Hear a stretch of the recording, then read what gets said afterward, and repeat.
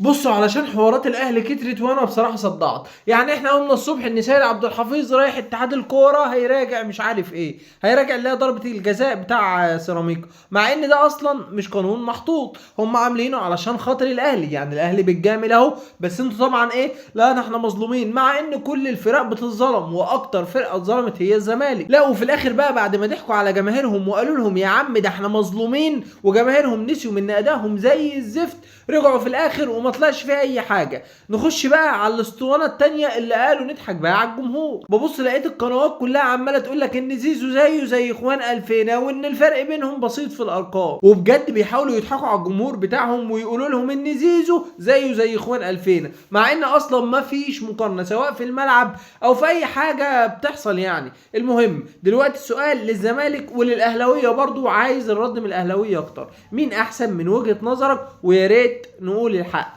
خوان الفينا ولا زيزو؟ ورأينا خوان الفينا، ومش علشان انا زملكاوي. هستنى رأيك ونتناقش مع بعض. سلام.